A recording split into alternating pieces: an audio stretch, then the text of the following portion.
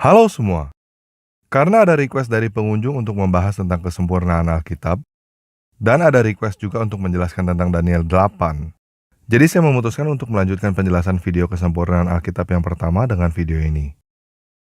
Kalau pada video yang pertama kita lihat dari sisi sejarah, kali ini kita akan melihatnya dari sisi nubuat. Nah, ini adalah pembahasan yang menarik karena banyak sekali pendapat yang beredar dan seru-seru. Namun sebelum kita mulai, saya ingin kita menyamakan bahasa dulu ya. Secara literal, arti kata nabi adalah peramal. Nabi bernubuat, artinya peramal meramal. Yang disebut dengan nabi palsu, artinya adalah peramal palsu. Apa yang dikatakannya di masa depan tidak sungguh terjadi. Ulangan 18 ayat 21-22 menjelaskan bagaimana kita bisa mengetahui perkataan seorang nabi dari Tuhan atau bukan. Yaitu bila seorang nabi berkata demi nama Tuhan, dan perkataan itu tidak terjadi dan tidak sampai, maka perkataan itu bukan dari Tuhan. Oke, jelas ya? Nah, untuk mengetahui apa yang akan terjadi, kita perlu mempelajari apa yang sudah terjadi. Dari mana kita mempelajarinya? Ya, dari sejarah. Setuju ya? Karena banyak sekali nubuat yang ada di Alkitab, pada video ini saya akan membatasi pembahasan dengan nubuat yang ada di kitab Daniel aja. Oke, kita mulai ya.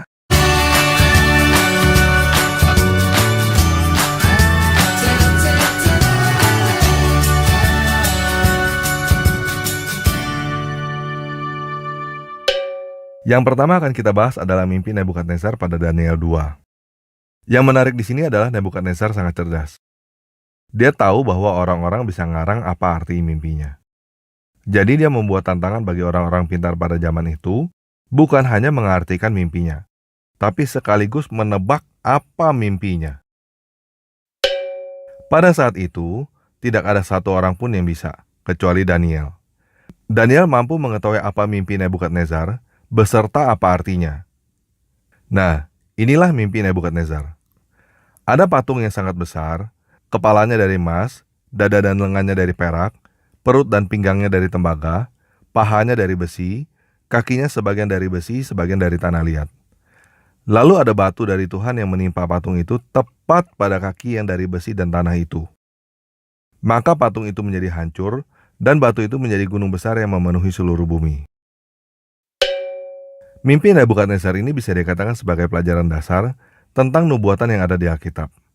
Karena pada pasal yang sama, Daniel segera memberitahukan apa artinya. Mimpi patung itu adalah ramalan tentang kerajaan-kerajaan yang akan datang setelah Nebukadnezar. Kita langsung aja ke jawabannya ya. Teman-teman kalau mau lihat detailnya, silakan baca kitab Daniel sendiri. Oke? Kepala dari emas adalah Babilonia yang berkuasa dari tahun 626 sampai tahun 539 sebelum Masehi. Dada dan lengan dari perak adalah Media Persia yang berkuasa sampai tahun 330 sebelum Masehi. Perut dan pinggang dari tembaga adalah Yunani yang berkuasa sampai tahun 64 sebelum Masehi. Paha dari besi adalah Romawi. Kakinya sebagian dari besi, sebagian dari tanah liat, karena ada kalanya Kaisar Romawi dipimpin oleh dua orang kaisar. Romawi terpecah menjadi Romawi Barat yang berkuasa sampai tahun 476 Masehi, dan Romawi Timur yang berkuasa sampai tahun 1453 Masehi. Batu yang dari Tuhan adalah Yesus Kristus, yang pada akhirnya menjadi Raja seluruh bumi.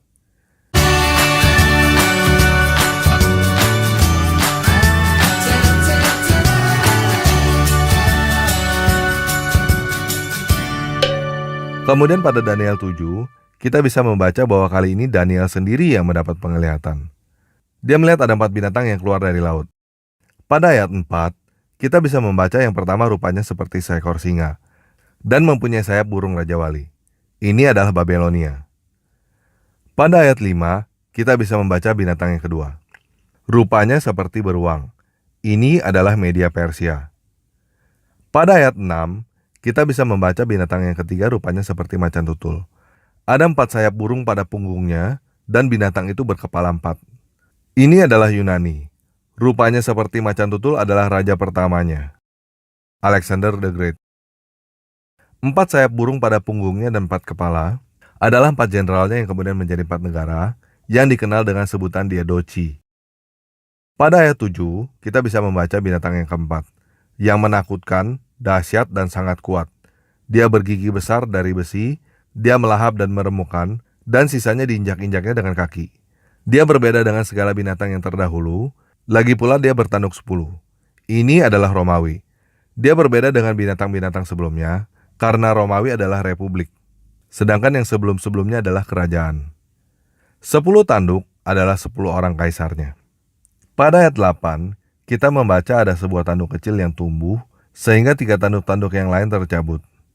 Dan pada tanduk itu ada mata seperti mata manusia dan mulut yang menyombong. Ini adalah Kaisar Vespasian. Dia mengalahkan 3 kaisar lainnya pada zaman 4 kaisar Romawi.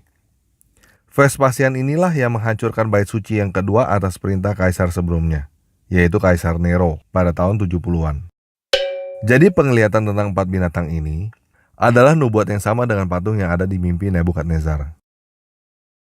Sampai sini gimana? Bingung ya? Nggak apa-apa. Pertama kali dengar ini pasti bingung, karena berbeda dengan apa yang biasa teman-teman dengar kan? Gini, teman-teman silakan periksa sendiri apa yang saya paparkan. Teman-teman bisa putar ulang video ini dan cek sendiri dengan data sejarah. Saya nggak berharap teman-teman telan mentah-mentah apa yang saya katakan. Dan saya juga nggak berharap teman-teman telan mentah-mentah apa yang orang lain katakan. Silakan periksa sendiri. Jadi teman-teman yang belum subscribe channel ini, silakan pencet tombol subscribe pada channel ini dan tombol jempol pada video ini, supaya bisa mempelajari video ini lagi nanti dengan mudah. Oke, lanjut ya. Pada Daniel 8, kita bisa membaca nubuat tentang domba jantan dan kambing jantan. Domba jantan dengan 2 tanduk itu adalah Media Persia. Kambing jantan dengan 1 tanduk itu adalah Yunani. Ini adalah penglihatan yang lebih detail tentang apa yang terjadi pada binatang beruang dan macan tutul pada penglihatan sebelumnya. Kalau teman-teman ada yang pernah nonton film 300, itu adalah permulaan pertarungan domba jantan dan kambing jantan ini.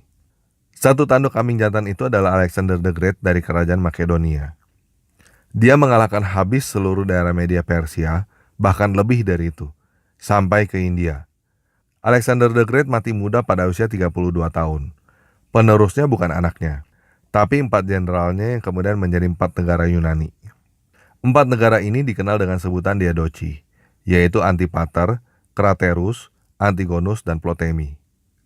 Kemudian muncul satu orang yang tadinya cuma orang Yunani rendahan, mendirikan kerajaan yang disebut Seleucid.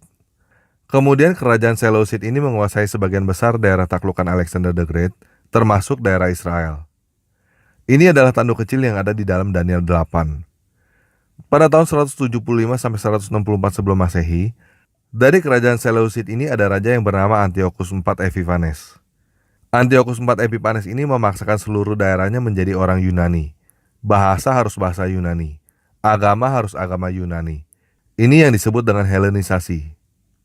Sudah pasti yang terjadi adalah orang-orang Yahudi menolak dan mereka dianiaya besar-besaran. Kira-kira pada tahun 167, bait suci Yerusalem dijadikan bait Zeus oleh Antiochus IV Epiphanes ini. Antiochus IV Epiphanes ini adalah si pembinasa keji yang ada di dalam Daniel 8. Kemudian pada tahun 167 sampai 160 sebelum Masehi, terjadi pemberontakan Makabe. Nama Makabe mempunyai akar kata yang sama dengan nama Mikael yang bisa kita baca di dalam Daniel 10 ayat 21. Oke, kita break sampai di sini dulu. Semua poin-poin penting tentang nubuat yang ada di dalam kitab Daniel sudah saya buka semua. Dan saya cukup yakin, banyak teman-teman yang kaget dan masih bingung dengan apa yang disampaikan pada video ini. Jadi saya mau kasih PR nih buat teman-teman. Silakan pelajari video ini, baca kitab Daniel, dan baca sejarah dunia. Silakan periksa sendiri apa yang saya sampaikan adalah benar atau salah. Nah, ada satu hal lagi yang ingin saya sampaikan.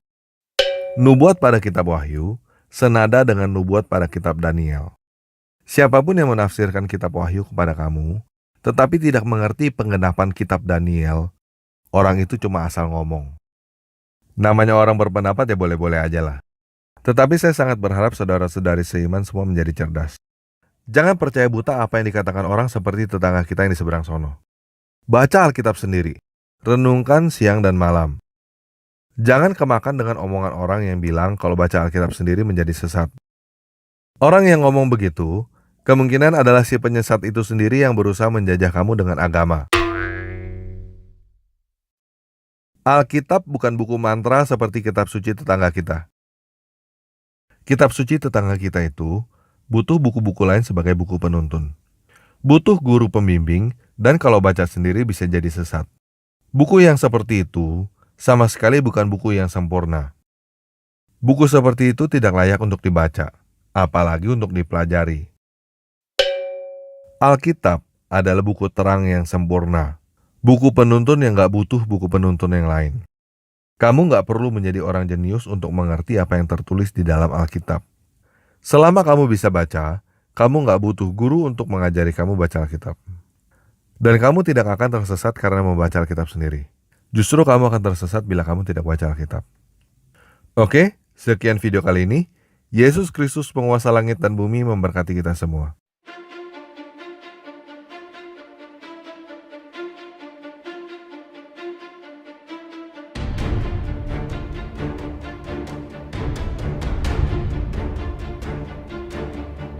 И увидел я новое небо и новую землю, ибо прежнее небо и прежняя земля миновали. И я увидел святой город Иерусалим, новый, сходящий от Бога с неба. Я громкий голос с неба говорящий: все скиния Бога с человеками, и Он будет обитать с ними, они будут Его народом, и сам Бог с ними будет Богом их. И отрек Бог всякую стезу, сочей и смерти не будет уже, ни плача, ни вопля, ни войны.